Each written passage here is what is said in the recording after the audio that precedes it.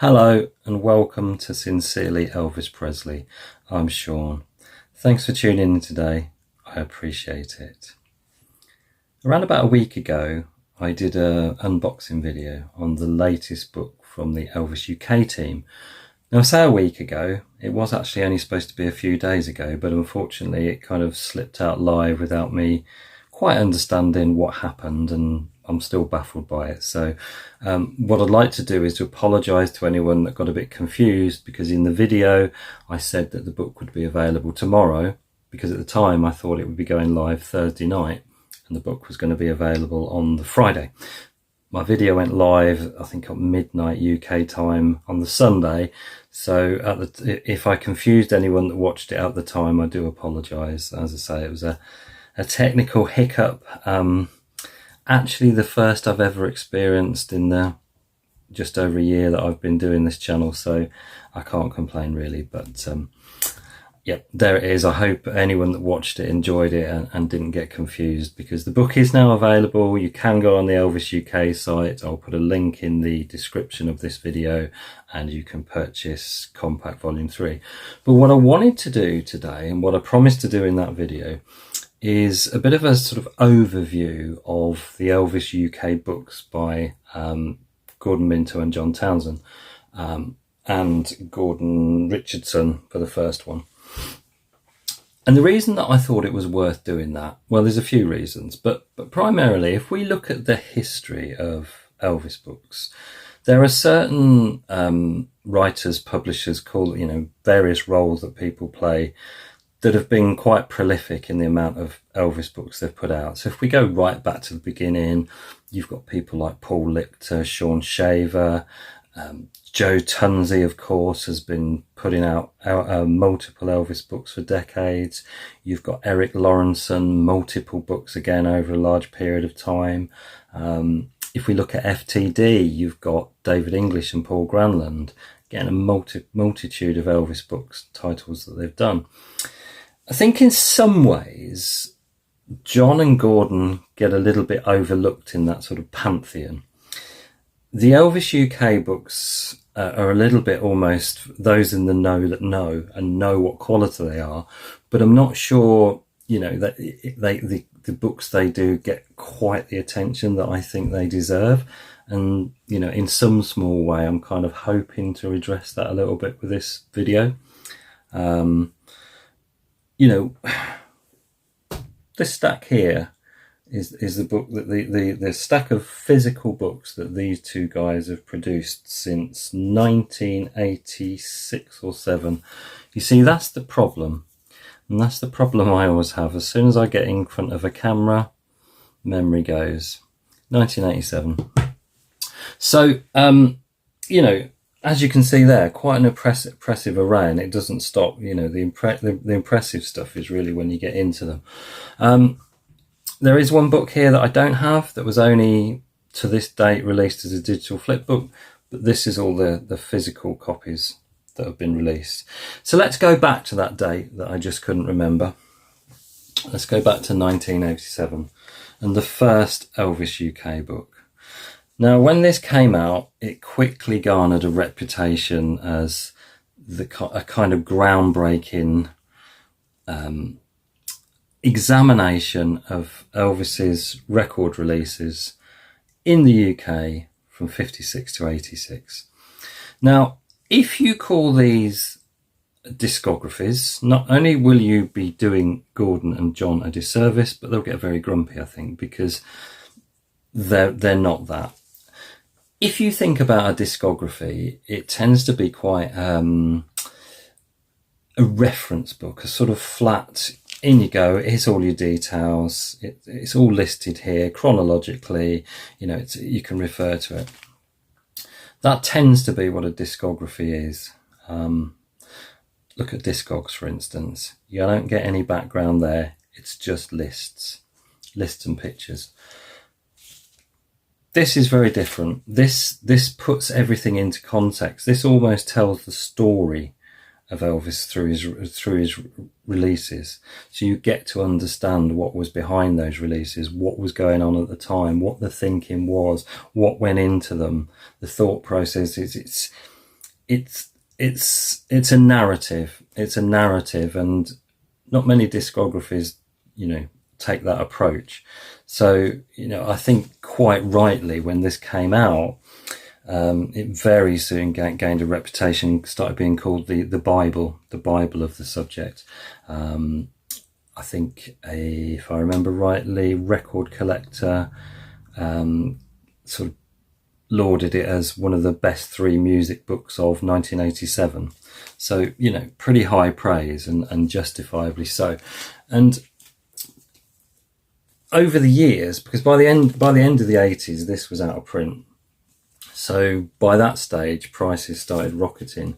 And to get your hands on this at one stage, you're talking well in excess of £100, sometimes pushing up to 200.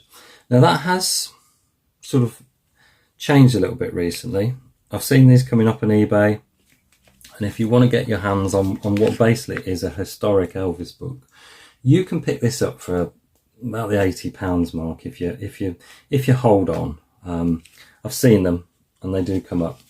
And in fact, this, I know I've talked before about the fact that I sold my collection twice. Well, this is one of the survivors. So I had this one first time round, and this is one of the survivors, one that I kept hold of. So I think, when you look at the fact that I had to sell things basically to generate funds, so that would be the second time actually, because the first time it was early 80s, but the second time I sold, I was creative. Yeah, it was a motorbike I bought, because I needed transport. And I kept about half a dozen books, I think, maybe half a dozen. Kept the Graceland books. Can't remember, but this was one I held on to. So this kind of tells you, what regard I held it in. So I'm not going to go into too much detail. I don't go flipping through every page, but I'm going to give you a flavour for this. Now, I think it's fair to say that this was a book, I think, this is the only one of the set that was by not self-published, and not a self controlled, if you like, exercise. So this was Blandford Press. So they secured a publishing contract, and I think I remember an interview on Elvis Information Network where they were saying that the deal with the publisher meant that there were compromises that they had to adhere to, that they weren't entirely comfortable with, things that had to be left out, but it was what it was. And I think that probably led to their decision to, from then on, do things their way and self-publish the books. But this one was Blandford Press. I think it's fair to say, as groundbreaking as it was of its time, it's, it is dated now in the fact that it's in black and white. And that's not, I'm not putting it down for that, but, when you look through it, the black and white, it would look fantastic if it was in colour. Now, we'll get to that in a little bit. But this, you've got to put this in its context. This is 1987. There had been absolutely nothing attempted like this before, and it was literally a groundbreaking book. So, you get all sorts of information here. This is one of the first times that anyone had ever delved into tax codes and their relevance on the records. This, you get a short biography at the beginning, and then I'll show you. We start with singles, and at this stage, they're listed, and then we start going into the detail and pulling stuff out. So this firstly gives you a guide to the labels, the sleeves that they were in, and then when we're still talking about this, and then we start getting into the meat and potatoes, if you like, the detail. And it, as I said, it would be fantastic to look at this and it was all in colour, but of course it was of its time, and it was of its time already a hugely expensive undertaking to do. And the research that went into it is quite mind-boggling. And as I said, this was John Townson, Gordon Minto, and they were assisted by George Richardson, a fellow fan at the time. And this was the only book he worked on with them, I believe. Or certainly, if he worked on the others, it was to a lesser degree. So, he didn't get a full author credit. But just, I can't. It's hard to describe how amazing this was at the time. And I know we get spoilt now because stuff's readily available and we've kind of come to expect everything to be glossy in colour and what have you. But for what this was at the time, it was extraordinary, and it still is extraordinary as a historical document, if you like. And I don't say that lightly, but yeah, obviously without the colour identifying the labels, you rely quite heavily on the description. But you get so much detail and context around each release. It's almost a social history of Elvis, if you like, because of all the ins and outs of the machinations and the creation of each of these products and what went behind them, the way they were received. Just fantastic, and I still think well worth picking up, because it is a historic, groundbreaking Elvis book. So that's Elvis UK, 1987. So when Gordon and John then decided that to do a follow-up, they were going to do it on their own terms and they were going to self-publish, it was quite some time until the sequel was released. And that was in 2002, actually. So, there was quite some time. That's 15 years between the two. But what came out then was Elvis UK 2, and this one is 1986 to 2002. So basically bringing it right up to date from the early 87 release that covered up to 86 of the first one, and right through to 2002 when this was published. Now this is still available. Physical copies of this are still available on the Elvis UK website. Well worth getting your hands on. Again, takes the same approach, the level of information, the context, the detail surrounding each release is quite extraordinary. When did I pick mine up? So I picked mine up April 2022. So this was quite early on when I started collecting again. As I said, it was COVID that kind of prompted me to start building all this up again. And you can see here that I ordered this from the website and Gordon kindly signed it for me. So April 22 is when I got my copy. So by that stage it was already 20 years old. But, it had taken me a while to get the sequel, but well worth it.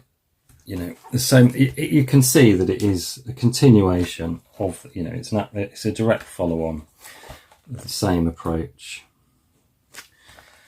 Again, this one is black and white, and again, I don't mean that as any kind of criticism, but if there is a drawback to it in my eyes, it's the fact that it's black and white. But nevertheless, that doesn't detract from it being a fantastic resource, fantastic read. It's just really incredible stuff. Right. There we go. So we're starting to get into some of the later releases of the time. Then the multi-box sets. Some of the later vinyl.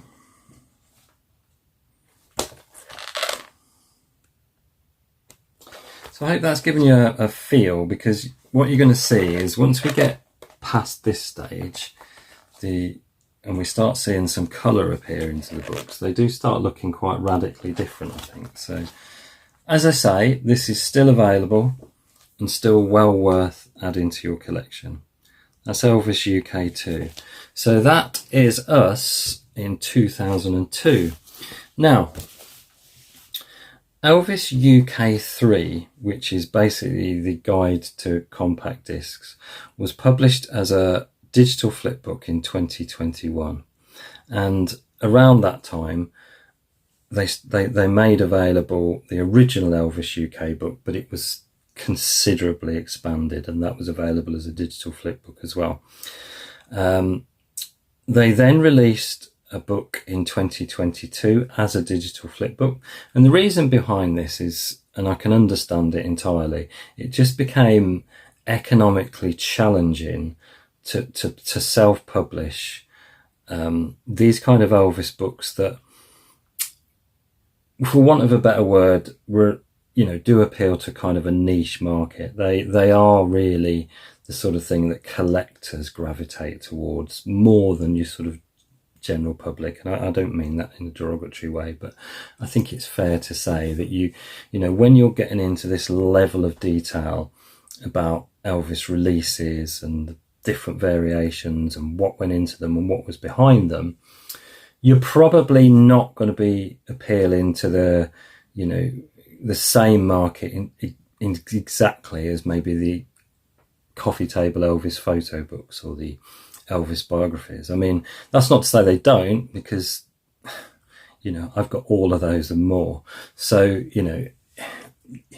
but I think I can understand why it would have been challenging, and to want to carry on producing books but make it viable. The guys went purely digital for a while, and I guess around all throughout that, they were trying to work out a way to sort of get back into physical product and make it viable, because obviously a lot of people were telling them, we want the physical product. So it must have been a real sort of devil and deep blue sea, because you want to carry on producing, you want to carry on putting things out there that people will enjoy, but you've got to make you've got to make it viable to yourself. I don't think it's probably no secret that anyone doing this kind of thing is never going to make themselves rich off the back of it. Not at all. But it's got to be at least viable, hasn't it? Otherwise, you can't. So anyway, I digress. So the cover story came out. Elvis UK was available as a digital flipbook, and then January 2023, something rather exciting happened for the likes of me and a lot of others, in that suddenly they'd found a way to make it work to bring out physical product again. And it strikes me, and I suspect this is the case, that what they've done is they've realised that the original Elvis UK, there's no point sort of trying to do that as another Elvis UK and put it out again. It was of its time, and it was highly regarded. So what they're doing now is they're focusing on specific releases that were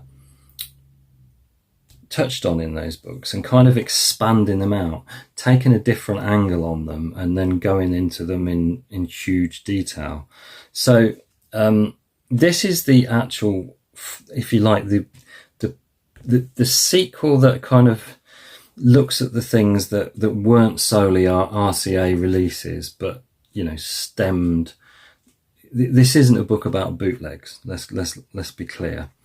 But this is the sort of offshoot things, the kind of extra things that were released between 74 and 97. So, non-RCA LPs, but as I said, this is not a guide to bootlegs by any means. So this was the first physical book. This had been published as well as a digital flipbook, if I remember rightly. But they were able to find a way to make this available as a physical book, and you can still get this today, although copies, I believe, are starting to dwindle. So if you're interested in adding this to the collection, I wouldn't hang around. So, what am I talking about when I'm talking about books non-RCA? Well, let's start with, of course, 74. the album that started it all for me and many others, Elvis 40 Greatest Hits, wasn't RCA, it was on Arcade. But, you know, let's just take a look at it. Because it's such a landmark release, I'll show you what I mean about the level of detail and context. So where do we start? I think we start back talking about the sell-off of Elvis's back catalogue of 73. So then we talk about the impact that had, and that opening the way for Arcade to see an opportunity to put out this compilation, a career-spanning compilation. So you get hopefully you'll start seeing what I'm talking about. So you get all that information leading up to this release. You get all everything that went into the build up, how it came about, the concept of it. Look, I mean, all these little bits and pieces and articles. Arcade Elvis LP renewal refused. RCA asserts Presley's rights. This is from Music Week. Then you get sort of how the cover came about, put together, shots of the cover.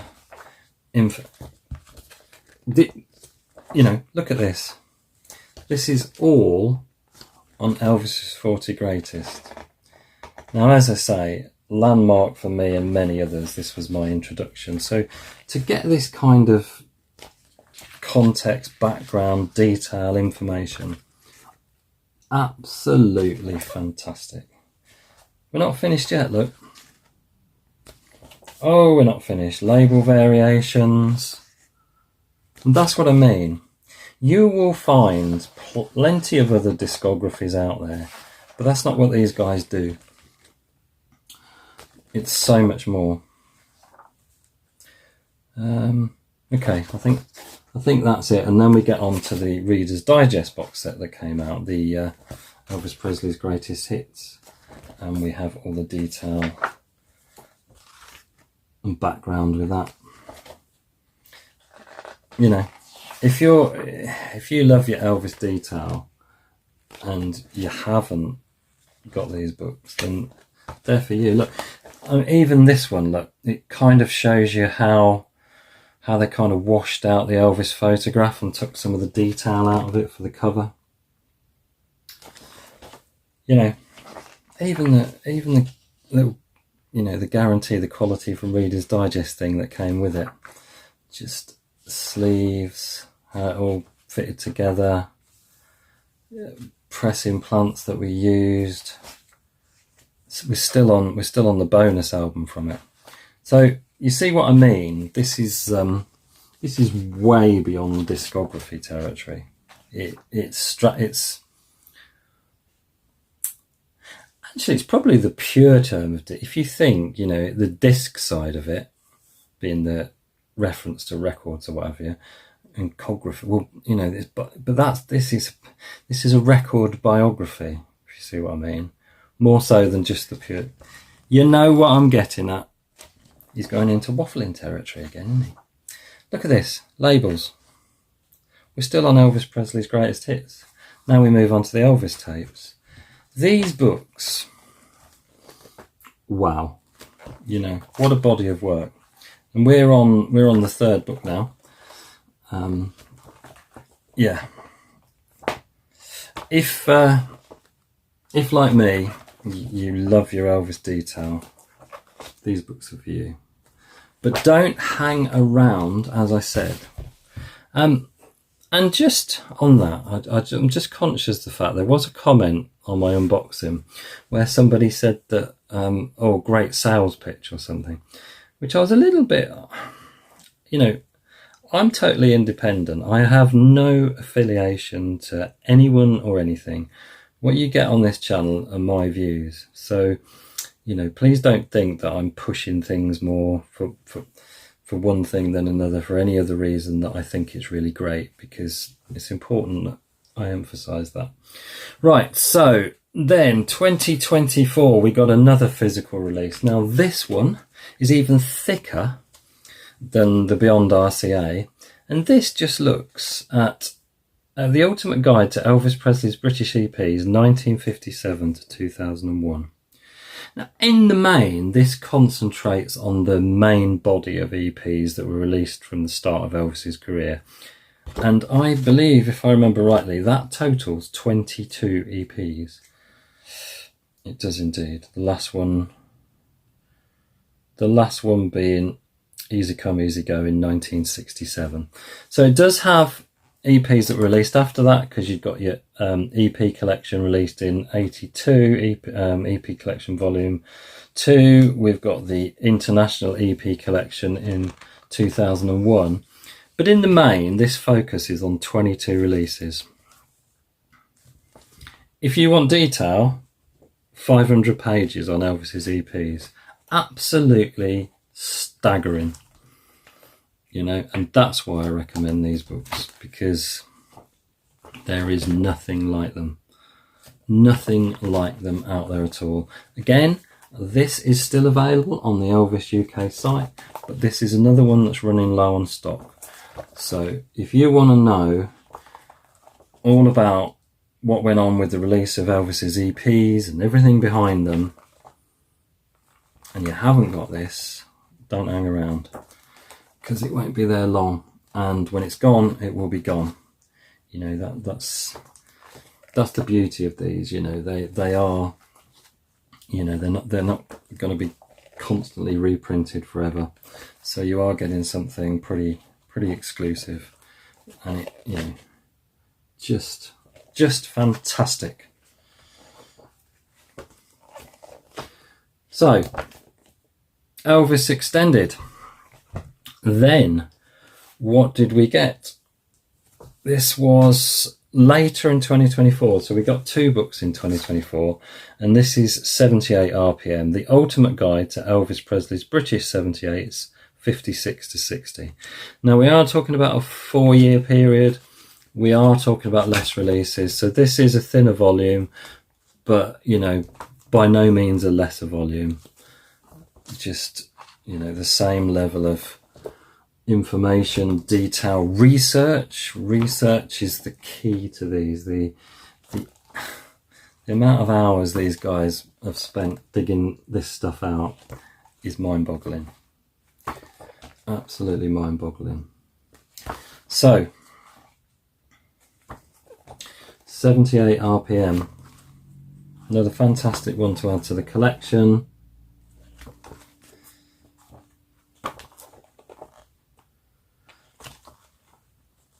Now, you know, I am aware that obviously with these ones, the EPs, the 78s, you know, they do solely focus on the UK. But I know that, you know, Elvis collectors are Elvis collectors, so I'm pretty sure that, you know, these appeal internationally anyway. But yeah, just fantastic stuff. So that brings us on nicely to what effectively is Elvis UK 3. So as I said, this was originally released as a digital flipbook, and then they were able to bring it out. This started last year, and it's come through just to this week to volume 3 being available. But this is effectively what was digitally Elvis UK 3. 1,400 pages looking at Elvis CD releases 1983 to 2005. As I said in the unboxing video, although there is a UK-centric angle to these, many of these releases were worldwide anyway. So I think probably less so than the vinyl. The content of these is more international. And, you know, I even like, if you look at, so we got a 50s for volume 1, 60s for volume 2, 70s for volume 3, which I think is a really nice touch. So I'm just going to give you a quick flip through of these, because 1,400 pages, we can't be here all day. But yeah, well, let's have a look. You know, what have we got here? What you'll see is your very first CD begins at number 1 as you'd expect it to. And why wouldn't it? But we start with the legend, the very first Elvis CD release, and this is CD 1 with just an awesome amount of detail. And then you get the silver version of it, and then you get CD 2, Elvis Presley, released December 1984. Now the reason I'm showing you CD 2 is to show you what you get when you go through the book, and when you end up at the back, they follow on. So basically you end up with, I'm not going to be able to find it now because these are broken up into slightly different ones at the back, but when they follow, that's because we're on various artists, CDS. So your actual official releases, before we start getting towards the end and we get into various artists and we get other things. So CD 447, CD 448, 49, 50. And I think that might be it, because now we get slightly different numbering because we're on singles. So now they're going CD singles. So actually, you know, albums, if you like, we go from 1 to 450 with all this immense detail. What's also good at the back is that you get an index of songs, and then you get cross-referencing on all where they can be found, which is just ridiculously handy. Yeah, so I did show that the other day, so I haven't really talked about. So there's the first one. Let's talk. So CD 20, the Memphis record, released August 1987, and you can see all that level of detail that you're getting on that. And then we move into CD 21, Presley All-Time Greatest Hits. I believe that's Boppin' Bob Jones. Yep, it is. Just, you know, plans for late 87, early 88, midline CDs, October 87, flash covers, CDs 83 to 87, CD 22, Loving You, and that's of course got one of those flash covers on it. And you do get FTD CDs in here as well. So, Sun Collection, Elvis Sings the Wonderful World of Christmas, CD 56, 1990. Just mind-blowing. Mind-blowing on stage. So, you know, as a 3-volume set, you're just getting everything you need to know about Elvis on CD. And not just UK, as I say, but Golden Celebration, CD 229, released February 1998. Shows you the discs. Postscript to a Golden Celebration. What's in the booklet, the material. Essential Elvis reissued.